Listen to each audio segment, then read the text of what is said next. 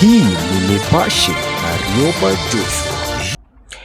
Karibu katika taarifa zetu za habari. Mimi ni Joshua. Leo tunaanza na yanayojiri katika ulingo wa kisiasa, ambapo salamu zimekuwa nyingi kutoka kwa wanasiasa kwenda kwa wananchi na kutoka kwa wananchi kwenda kwa wanasiasa. Hizi ndizo habari kuu za leo.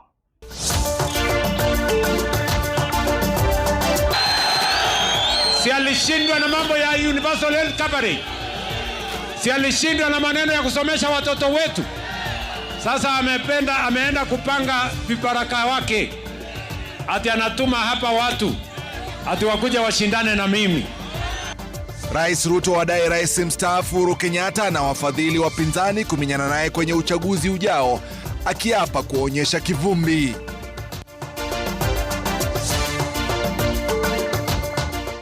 EACC yawataka Matiang'i na katibu Belio Kipsang na wengine 23 kurejesha shilingi bilioni 2.9 kuhusiana na mpango wa fidia wa ardhi ya Ruaraka. Polisi wanawazuilia watu 5 kuhusiana na mauaji ya mwanasiasa wa Mlima Elgon aliyepigwa risasi na majangili eneo la Chaptais Jumamosi. Tukaanza hapo kuambiwa kila kitu iko sawa. Ni yeye alinonga na trosa yake. Mbona tukija hapa trosa tunakuta ni loose. Familia ya kijana anayedaiwa kufariki akiwa kizuizini katika kituo cha polisi huko Makueni yapinga matokeo ya uchunguzi wa maiti, ikisisitiza aliuawa.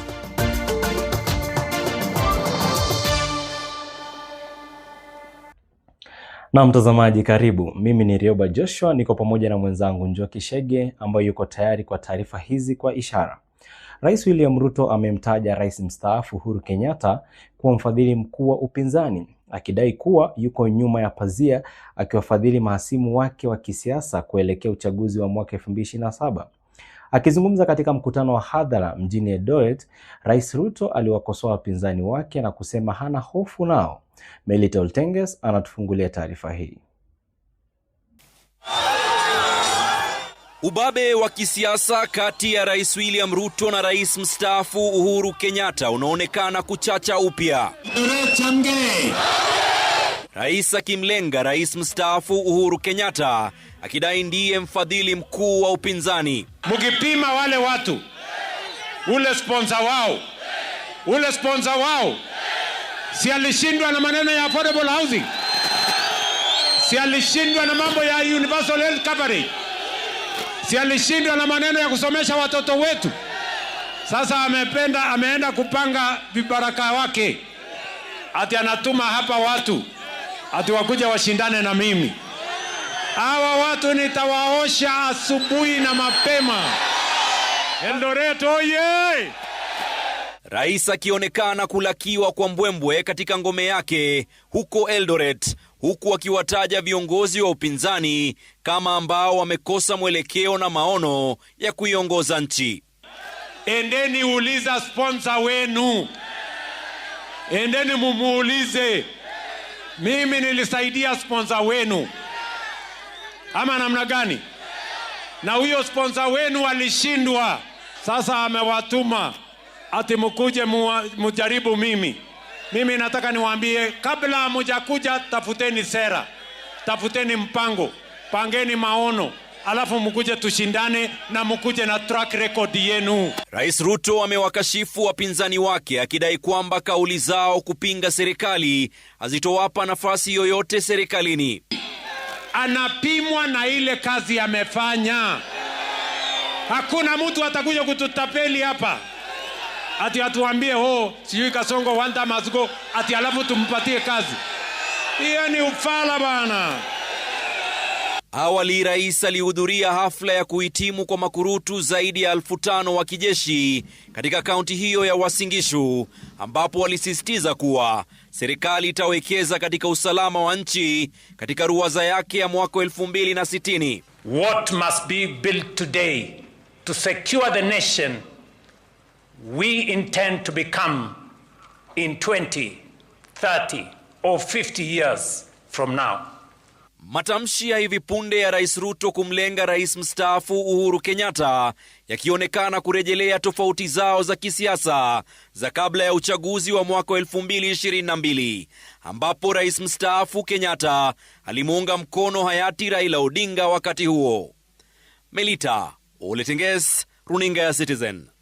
Na mtazamaji, katika habari nyingine, maafisa wa polisi wamewakamata watu 5 kwa tuhuma za kuhusika na mauaji ya mwanasiasa wa Cheptais Mount Elgon Nathan Masai Wasama. Wasama alipigwa risasi na watu wasiojulikana katika eneo la Cheptais, kaunti ya Bungoma, Jumamosi usiku. Kwa mujibu wa polisi, washukiwa wawili walijisalimisha wenyewe. Crispin Otieno na taarifa hiyo. Siku 4 baada ya watu waliojihami kwa bunduki kumuua aliyekuwa diwani huko Cheptais Mount Elgon, maafisa wa polisi wamewakamata watu 5 ambao wanashukiwa kuhusika na ujambazi huo. Kamanda wa polisi kaunti ya Bungoma, Anderson Njagi, amesema kuwa 2 kati ya 5 hao walijisalimisha mapema Alhamisi. 2 hao, Robert Kimutai Sisei kwa jina la mtaani Robert Miti, akijisalimisha mapema Alhamisi katika kituo cha polisi cha Cheptais, huku Brian Chongin Chaos akijisalimisha katika kituo cha polisi cha Chwele. So concerning the murder of former councillor in Cheptais, Nathan Wasama Masai, we've also confiscated 3 motorbikes that we suspect they were used during the heinous act. Operesheni maalum ilifanyika katika boma la mbunge wa Mount Elgon Fred Kapondi, ambapo washukiwa 3 walikamatwa pamoja na guruneti. And additionally, we went to Honorable Kapondi's home. There was a search, but we did not find any firearms. We found were the motorbikes and some crude weapons and 1 hand grenade. Marehemu Wasama alifyatuliwa risasi na watu 4 walioshuka kwenye pikipiki usiku huo. Wenyeji waliojawa na ghadhabu wanaitaka idara ya usalama kutoa maelezo kamili kuhusu kifo hicho, ikidaiwa kifo hicho kilitokana na azma yake ya kutaka ubunge eneo hilo. Crispin Otieno, Runinga ya Citizen. Na mtazamaji, katika habari nyingine, hali ilikuwa ya sintofahamu katika makafani hospitali ya Kilungu kufuatia matokeo ya upasuaji wa mwili wa Gideon Makau aliyefariki akiwa ndani ya seli za polisi katika kituo cha Kilungu, kaunti ya Makueni. Uchunguzi wa mwili huo umebaini kuwa alifariki kutokana na kukosa hewa, lakini ripoti hiyo haikubaini iwapo alinyongwa au alikosa hewa kwa njia nyingine. Kama anavyoripoti Michael Mutinda, familia yake imekataa ripoti hiyo, ikisisitiza kuwa Gideon Makau aliuawa. Baada ya saa 2 za kusubiri upasuaji wa maiti ya Gideon Makau, kizaazaa kilizuka katika makafani ya hospitali ya Kilungu.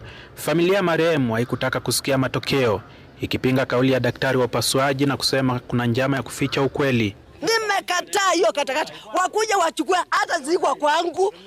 Hiyo compound iko na title yangu. Haiko na title ya nini? Ya hapo kwa court.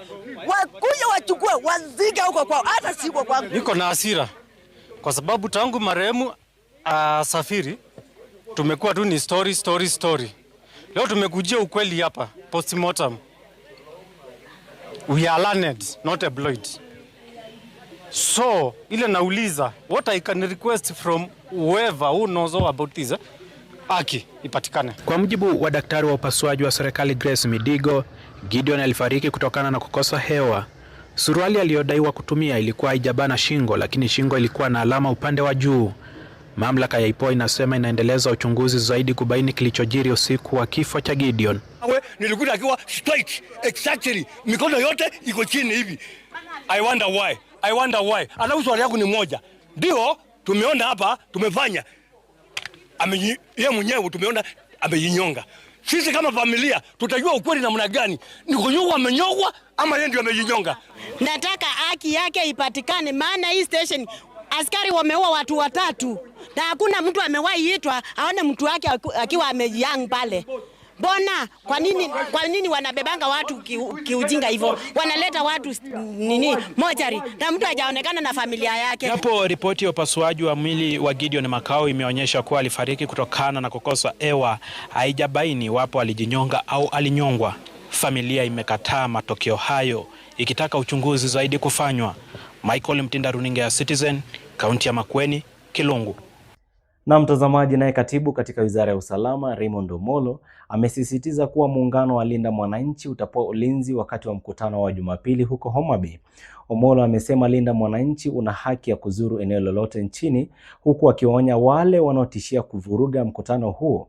Wilu Lusige na taarifa hiyo. Siku moja baada ya muungano wa Linda Mwananchi kudai kuwa kuna njama ya baadhi ya viongozi kutoka Nyanza kuwahami vijana ili kuvuruga mkutano wao uliopangwa kufanyika Jumapili Homa Bay, serikali imesisitiza kuwa mkutano huo utafanyika kama ulivyopangwa. Katibu wa Wizara ya Usalama Raymond Omolo amesema Linda Mwananchi ina haki ya kuandaa mkutano huo, akisisitiza mikakati ya kuhakikisha amani na usalama imewekwa.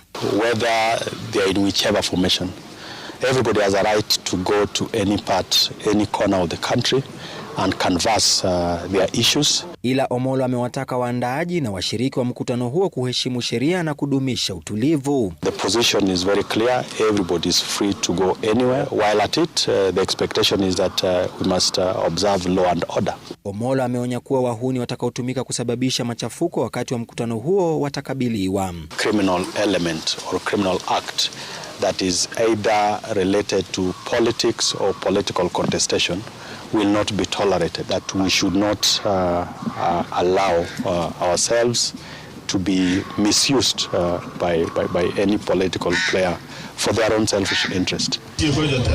Hayo ya kijiri, gavana wa Siaya na mmoja wa waandaaji wa mkutano wa Linda Mwananchi Homa Bay James Orengo amekutana na wafuasi wa muungano huo kutoka kaunti za Migori na Homa Bay. Orengo amesema lengo la Linda Mwananchi ni kurejesha nguvu za kisiasa zilizowahi kushikiliwa na chama cha ODM.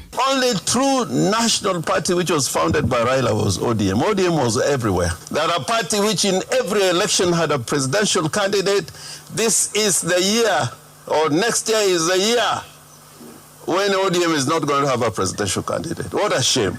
And the policy and the spirit of Raila Amolo Odinga is in a party known as Linda Mwananchi. Willy Lusige, runinga ya Citizen, Nairobi. Na mtazamaji, viongozi wa chama cha DCP wamewataka wanasiasa wanaunga mkono wa serikali kujibu maswali yaliyoibuliwa na kinara wa chama hicho Rigathi Gachagua. Wamewataka kueleza Wakenya kile ambacho serikali imefanikisha hadi sasa ikilinganishwa na ahadi ilizotoa kabla ya kuingia madarakani. Viongozi hao pia wamekosoa matamshi ya waziri wa kitaifa John Mbadi kuhusu ongezeko la ununuzi wa soda, wakisema kauli hiyo haitoi taswira halisi ya kiuchumi inawakabili Wakenya wa kawaida. Are Kenyans saving more? Are they keeping more of their salaries after tax? Are businesses making more money? Are farmers earning better returns? Are young people finding jobs? Are fewer families borrowing merely to survive? The consumption of soda has only increased because of its consumption in State House. This is what William Ruto feeds his delegations in State House.